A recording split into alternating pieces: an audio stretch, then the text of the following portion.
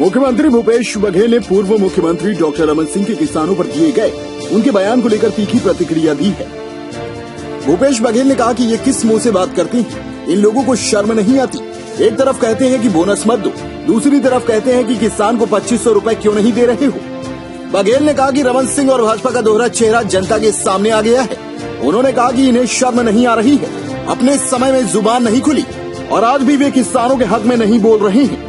ये बेशर्मी की पराकाष्ठा है। भूपेश बघेल ने कहा कि क्या रमन सिंह को प्रदेश की जनता ने नहीं चुना है, क्या वे किसानों के हक में नहीं बोल सकती हैं? उन्होंने कहा कि जब रमन सिंह के मुख्यमंत्री रहते केंद्र सरकार ने बोनस पर रोक लगाई थी, तब उन्होंने कहा था आप हमें प्रधानमंत्री के पास लेकर चलें, आप चुपचाप बैठे रहिएगा, बाकी बात हम कर लेंगे। गौरतलब है कि रमन सिंह ने कहा था कि मुख्यमंत्री भूपेश बघेल हैं, तो प्रधानमंत्री से बात वे करें।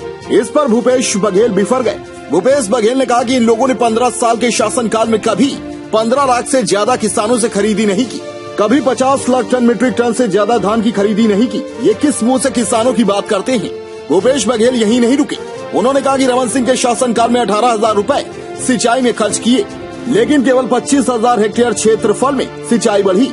उन्होंने कहा कि ये कहते हैं कि इनके कार्यकाल में आधारभूत संरचना में विकास हुआ। अगर ये हुआ होता तो इन्हें रायगढ़, जसपुर और सरगुजा में सड़क बनाने की घोषणा न करनी होती। सारी जगह विपक्ष भले हल्ला करते रहे, लेकिन सारे जिलों में मैं जो दौरा किया हूँ, न धान खरीदी में किसी प्रकार की व्यवस्था है, न बारदाना की कमी महसूस की जा रही है और न ही तौल में न पेमेंट में, तो सब कुछ व्यवस्थित ढंग से चल रहा है।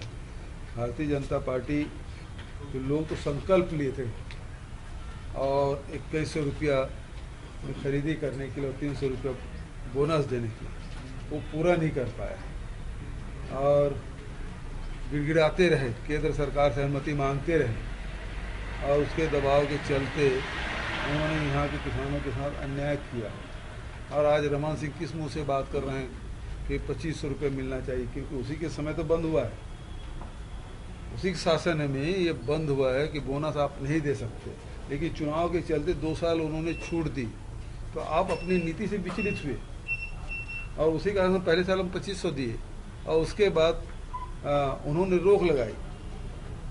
चावल जब 60 लाख मीट्रिक टन की सहमति बनी है, अब 24 लाख मीट्रिक टन के दे रहे हैं, तो रमन सिंह जी बात करना चाहिए। राष्ट्रीय उपाध्यक्ष है, छत्तीसगढ़ के किसानों का प्रतिनिधित्व नहीं करते क्या किसानों ने उनको वोट नहीं मिला है?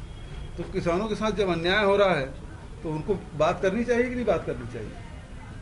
केवल आलोचना करनी चाहिए और उसे तो किसी मुंह से किसानों के बारे में बात करने का अधिकार नहीं। बार बार उन्होंने ठगा है, छला है, कभी 300 रुपये, कभी 2100 रुपये, कभी 270 रुपया, उसके नाम से छलने का काम किया है, तो उसके मुंह से कोई इस प्रकार की बात शोभा देती है। इसके बावजूद आज प्रेस कॉन्फ्रेंस भाजपा की तरफ से ली गई और 12 और 22 तारीख को विधानसभा घेराव और प्रदेश सरकार का घेराव, 13 और 22 तारीख, 13 और 22 को बड़ा घेराव का कार्यक्रम धान खरीदी में अव्यवस्थाएं जो हो रही है उसके खिलाफ सरकार का घेराव भारतीय जनता पार्टी करने जा रही है। ये 50 lakh quintal average, 50 lakh quintal से एवरेज कभी खरीदे नहीं है।